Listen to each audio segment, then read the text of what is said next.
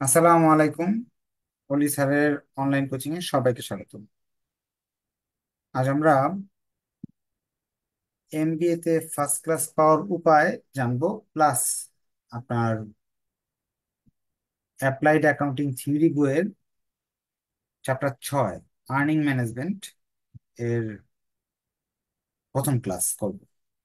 এই earning management আবার এক ঢিলে দুই পাখি মারার মতো, যে কর্পোরেট ট্যাক্স প্ল্যানিং ও চ্যাপ্টার 3-এ আছে।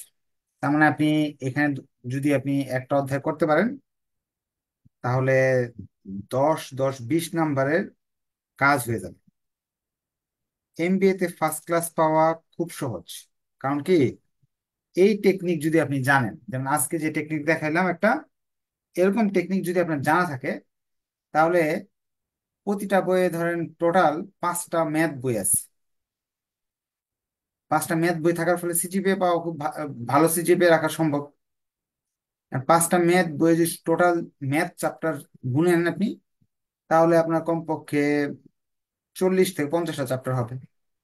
এতগুলো চ্যাপ্টার থেকে যদি আপনি কৌশল করে জেনে নেন যে কোন কোন চ্যাপ্টার গুলো কমন এবং কোনগুলো থেকে মাস্ট কোশ্চেন আসে, তাহলে কিন্তু আপনার কম পড়ে ভালো একটা রেজাল্ট করা যাবে। যেমন আমি আপনাকে বললাম, আর্নিং ম্যানেজমেন্ট চ্যাপ্টারটা কর্পোরেট ট্যাক্স প্ল্যানিং এও 10 আছে, এখানেও 10 আসে।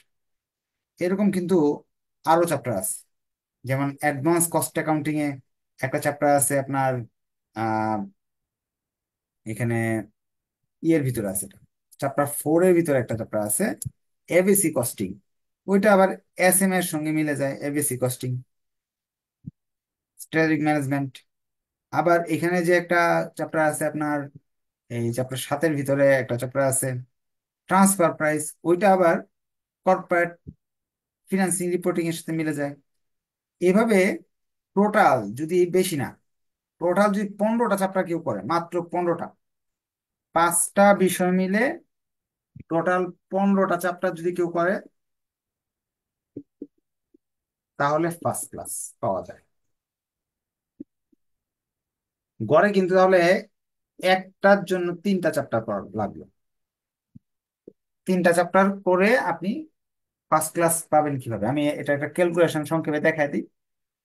আপনি যদি 3টা চ্যাপ্টারও গড়ে পড়ে, 3টা পড়বে এবং মিস ম্যাচিং হয়ে যায়, 5টা হয়ে যাবে।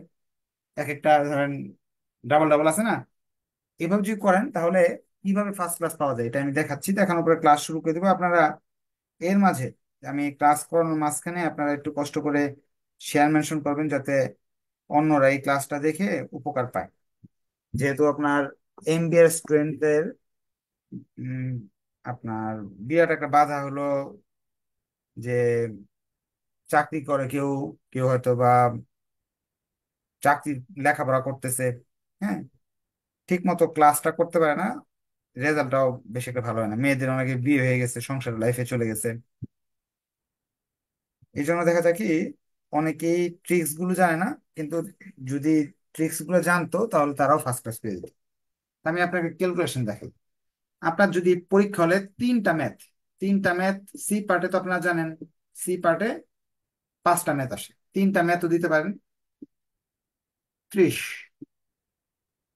আর দুইটা যদি থিওরিও দেন, থিওরিও আসে, দুইটা থিওরিতে 20 থাকলো।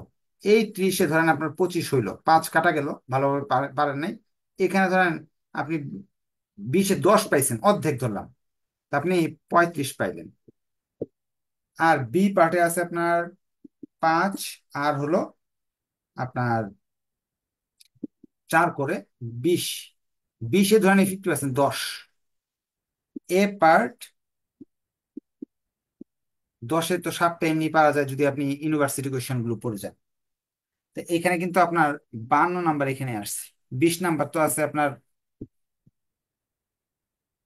ট্রাম পেপার, 20-এ তো 8, 10 যাই পান, 10 হলো পাইলো তো 60।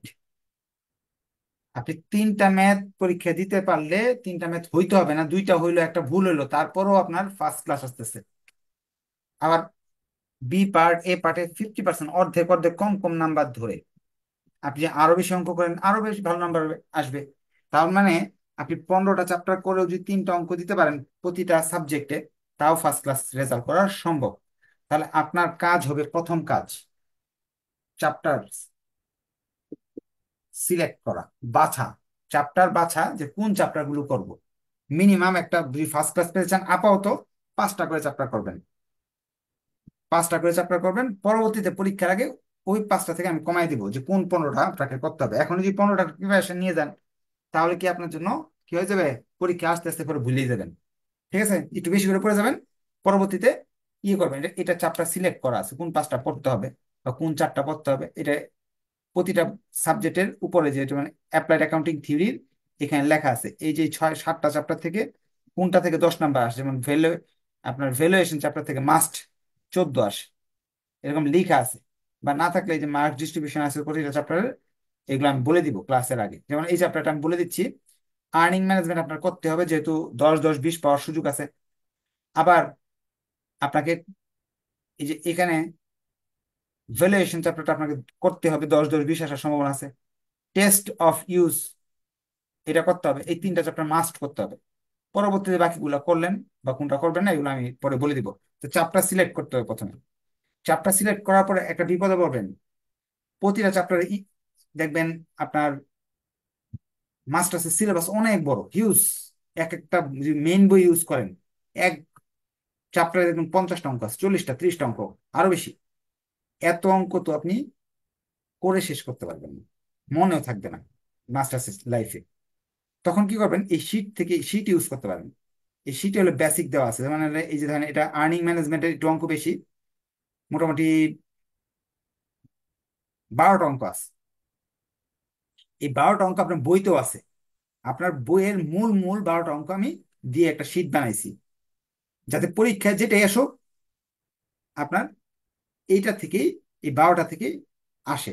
নিয়মগুলো এই 12টা থেকে আসে। বিশ্বাস না হলে এই শীটটা নিবেন, গত বছরের প্রশ্নগুলো নিবেন, দেখবেন এখানে ম্যাক্সিমাম হুবহু আসবে না, নিয়মটা আসবে। যেমন ধরেন গত বছর, গত বছর আগের বছর এই অঙ্কটা আসছে।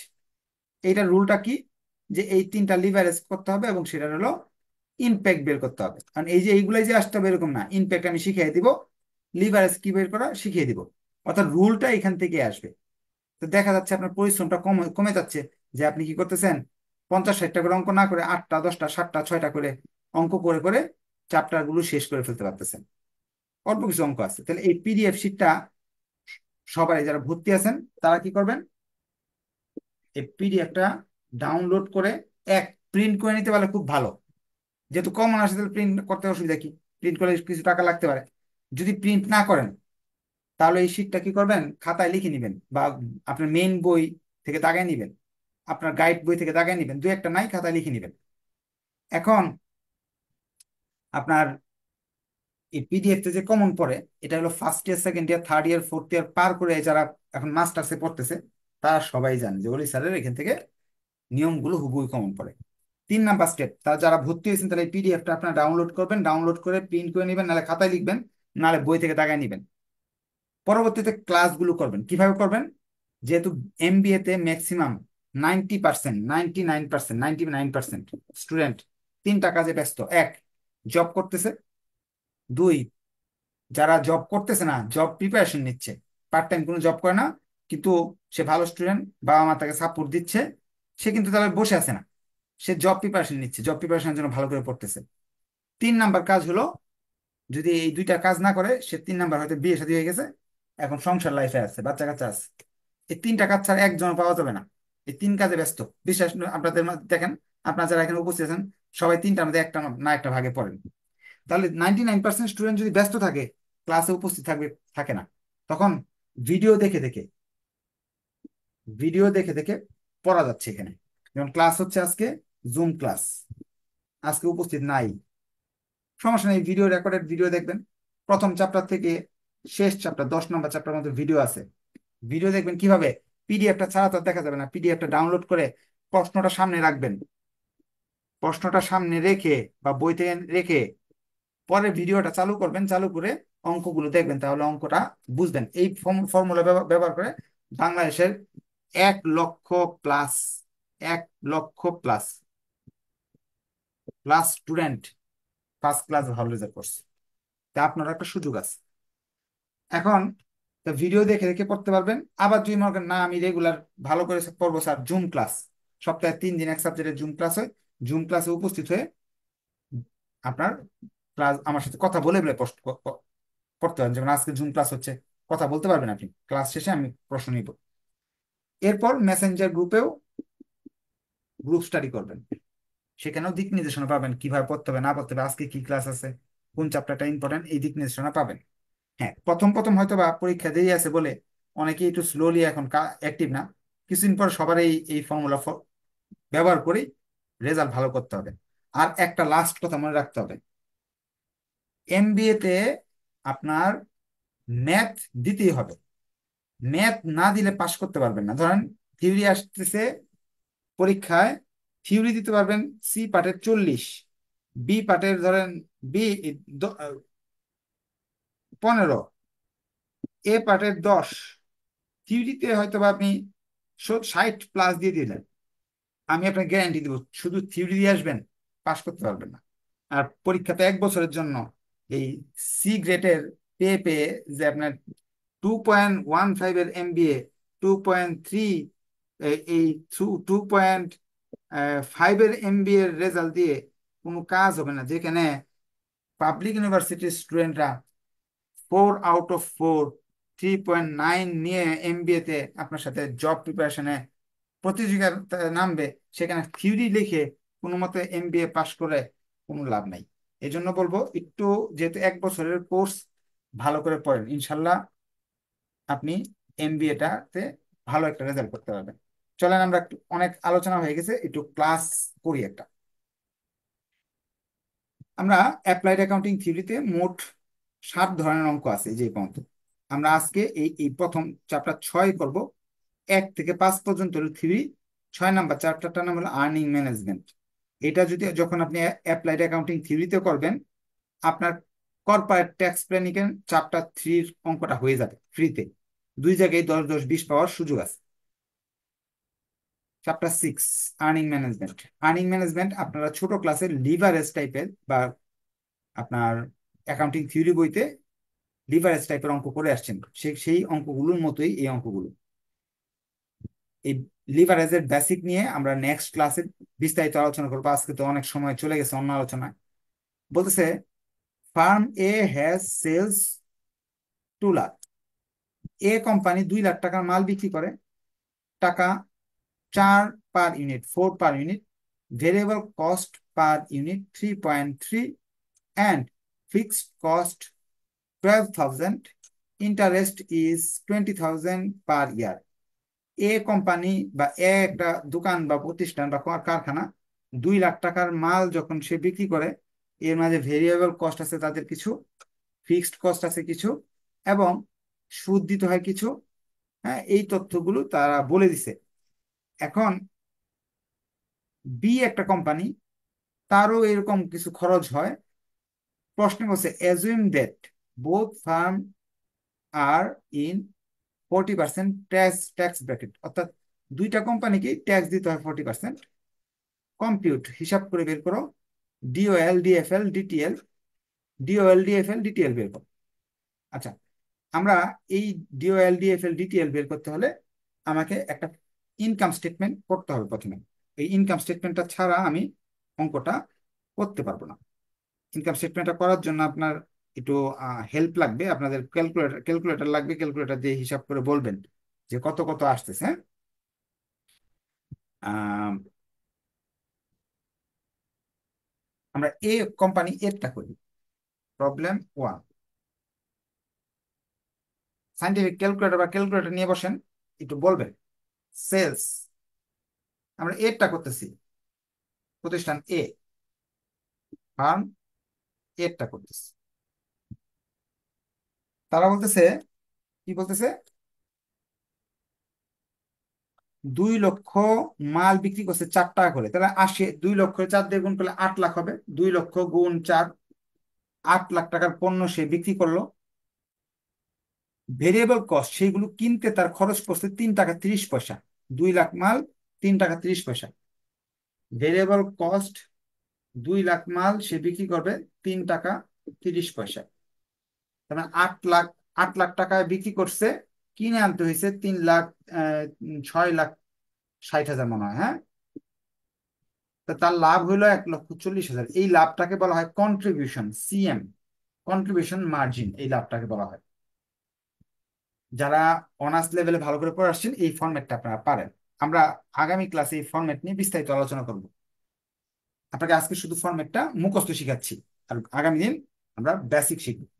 এখান থেকে ফিক্সড কস্ট বাদ দিব, সব খরচে বাদ দিতে হবে, সোজা কথা। ফিক্সড কস্ট বাদ দিব। ফিক্সড কস্ট প্রশ্নে তারা বলে দিছে, আপনারা কিন্তু প্রশ্ন করতে পারবেন অঙ্কটা শেষ করলে।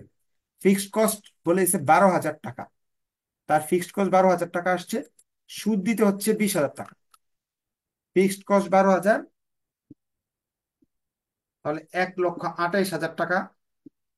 এটা হলো ই বি আই টি। এই শব্দটার অর্থ হলো earning before interest and tax. আপনার লাভ হয়েছে 1,28,000, কিন্তু এখনো সুদ দেন নাই, ট্যাক্স দেন নাই সরকারকে। তাহলে আমরা এবার সুদকে বাদ দিয়ে দিই, ইন্টারেস্ট। ইন্টারেস্ট কত টাকা বললো? 20,000 মনে হয় না? আরেকবার একটু দেখে আসি প্রশ্নটা, যেহেতু অনেকের কাছে শীটটা নাই, এই জন্য প্রশ্নটা একবার দেখে আসি। ইন্টারেস্ট 20,000 টাকা, প্রতি বছর 20,000 দিতে হবে। আমি যে আজকে অঙ্কটা করাচ্ছি এটার আলোকে আপনি চাইলে আজকে একটা ক্লাস করেই 4 থেকে 10 নাম্বার কোয়েশ্চেন আনসার করতে পারবেন। আর্নিং ম্যানেজমেন্ট চ্যাপ্টারের ছোট প্রশ্নগুলো ইনশাল্লাহ পারবেন আপনি। আপনি আপনার ম্যাক্সিমাম তো ব্যতিক্রম ইউজ করে মানুষ, ব্যতিক্রম ইউজ করলেও বই ইউজ করা সবচেয়ে ভালো। ব্যতিক্রম ইউজ করলে এই শীটের কিন্তু অঙ্কগুলো করে পরে ব্যতিক্রমের অঙ্কগুলো করবেন। ই বি টি, ইন্টারেস্ট, যে আইটাকে বাদ দিয়ে দিলাম, এই যে ইন্টারেস্ট বাদ দিয়ে দিলাম, তাহলে টি থাকলো। আর্নিং বিফোর ট্যাক্স, তাহলে থাকে কত? 1,08,000 মনে থাকে। আমার যদি ক্যালকুলেশন ভুল হয় কাইন্ডলি বলবেন, কারণ আমি তো মুখ দিয়ে করতেছি। এত কেন করলাম? আমাকে প্রশ্নে বলছে ডি ও এল বের করবা, ডি এফ এল বের করবা, ডি টি এল বের করবা। এই 3টা জিনিস বের করতে বলছে, দেখি এই ছকটা আমি করলাম। ওই বলছে আরেকবার একটু দেখে আসি। Compute D O L D F L DTL A N B. এখন ডিওএল বের করার জন্য আপনাকে একটা সূত্র শিখতে হবে। আমি কিভাবে সূত্র শিখি? এইটাকে এটাতে ভাগ করতে হবে। কন্ট্রিবিউশন মার্জিনকে ইবিআইটি দিয়ে ভাগ করতে হবে। কন্ট্রিবিউশন মার্জিন হলো 1,40,000, ইবিআইটি হলো 1,28,000। ভাগ করলে আনসার চলে আসবে। ভাগফল উত্তরটা কত আসে কাইন্ডলি আপনারা জানান। ক্যালকুলেশনটা বলে দেন কত আনসারটা আসে, ক্যালকুলেটর দিয়ে। ডিএফএল এর জন্য ইবিআইটি কে ইবিটি দিয়ে ভাগ করবে, অর্থাৎ 1,28,000-কে 1,08,000 দিয়ে, 1,28,000 ভাগ 1,08,000। কি কেউ কি করতে পারছেন? ক্যালকুলেটর আছে কারো কাছে? কেউ করেন নাই? তা কিভাবে পাস করবেন, ফার্স্ট ক্লাস পাবেন কিভাবে? ডিওএল, থ্যাংক ইউ, অসংখ্য ধন্যবাদ। রুবিনাকে অসংখ্য ধন্যবাদ, রুবিনা খান। ডিওএল আসছে এটা, টাইমস। অর্থটা এখন বলে দিই। ডিওএল এর অর্থ ডিগ্রি অফ অপারেটিং লিভারেজ। অর্থটা হলো আপনি যদি আজকে বিক্রয়ের পরিমাণ বাড়ায় দেন, হ্যাঁ, এই যে লাভটা হইতেছে আপনার ইবিআইটির লাভটা, এটা 1.03 গুণ বেড়ে যাবে আগের চেয়ে। DFL, degree of financial leverage, এটা কত মান আসে? কেউ করছেন? ডিএফএল 1.185, 1.185 টাইমস, উত্তর টাইমস দিতে হবে। এটার অর্থ হলো আপনার যদি এই মুনাফাটা বাড়ে, তাহলে এই যে মান আপনার এই এই যে ইবিআইটি মুনাফা যদি বেড়ে যায়, তাহলে মালিক যে মুনাফাটা পাবে তার এত গুণ বেড়ে যাবে। ধরেন এখানে এখানে যে 1,08,000 হওয়াতে হয়তো মালিক 10 টাকা পাইতো, হ্যাঁ, বা 1 টাকা পাইতো। এখান থেকে যদি আপনি 100 টাকা বাড়ান, তাহলে এই এত গুণ বেড়ে যাবে আর কি, তুলনামূলক 1 টাকার তুলনায় এত গুণ বেশি পাবে, একটু বেশি পাবে। আচ্ছা, ডিটিএল এটার জন্য সূত্র মুখস্থ করার দরকার নাই। DOL কে DFL দিয়ে গুণ করতে হবে। DOL এর মান হলো 1.093, DFL এর মান 1.8। এটা যেটা আসবে এটা লিখে দিলেই অঙ্ক শেষ। আপনারা যেহেতু MBA তে পড়েন, তা আপনারা মনে হয় নিশ্চয়ই এই গুণটা করতে পারবেন। গুণটা করে একটু ফলাফলটা বলে দেন। প্রশ্নে এরকম DOL DFL DTL বের করতে পারবে। আপনি আপনার সাজেশন বইটা নেন, নিয়ে দেখেন অনেক অঙ্ক আসছে এরকম। এখন বিয়েরটা যদি করতে যাই, ফার্ম বি, এটার জন্য আলাদা ছক করবো না আমি। ওটার জন্য ডিটিএল আসছে 1.2954। এখন আপনাদের কাছে কোশ্চেন, আমি যতটুকু পড়াইছি এই পড়ানির মাঝে যদি কোনো কিছু না বুঝেন, তাহলে হ্যান্ড রাইজ, হাত উঠানোর একটা অপশন আছে। হ্যান্ড রাইজ করে কোশ্চেন করেন যে স্যার এই লাইনটা বুঝি নাই, সেই লাইনটা বুঝি নাই। আর যদি বুঝে যান তাহলে ওকে লিখবেন, স্যার বুঝে গেছি। যদি বুঝে যান তাহলে ওকে লেখেন, আর না বুঝলে প্রশ্ন করেন যে স্যার বুঝি নাই, তাহলে আমি আবার বুঝাবো, দরকার হলে 10 বার বুঝাবো। না বুঝলে প্রশ্ন করার সুযোগ আছে। আর বুঝলে একটু কষ্ট করে ওকে লেখেন। এই ফার্স্ট ইয়ারের ক্লাস এখনো শুরু হয় নাই, MBA এর ক্লাস হচ্ছে। ফার্স্ট ইয়ারদের একটু পরে ক্লাস হবে, আর 5-7 মিনিট পরে। এখন আমরা শুধু এরটা করলাম। বিটটা করতে হলে বি এর ইনফরমেশন গুলো আমার জানতে হবে। বি এর ইনফরমেশন গুলো বলতেছে, একটু কষ্ট করে ওকে লেখেন যদি বুঝে যান, না বুঝলে প্রশ্ন করার সুযোগ আছে, কমেন্ট করার সুযোগ আছে। 2 লাখ মাল বিক্রি করছে 5 টাকা করে। 2 লাখ যদি 5 টাকা করে বিক্রি করেন, তাহলে কত? 10 লাখ টাকা মাল বিক্রি করা হলো। সেলস এর জায়গায় আমরা ফার্ম বি এর জন্য নতুন করে ঘর করলাম না, এই ঘরে করে ফেললাম। সেলস হলো 10 লাখ। এটা আপনারা করতে পারতেন, তারপর আমি করে দিচ্ছি। এরপর variable cost, variable operating cost 2 per unit. একটা মালের জন্য 2 টাকা, তাহলে 2 লাখ মালের জন্য 4 লাখ টাকার ভেরিয়েবল কস্ট হচ্ছে। 4 লক্ষ টাকা ভেরিয়েবল কস্ট। 6 লক্ষ টাকা আসবে কন্ট্রিবিউশন। তারা আরো বলতেছে যে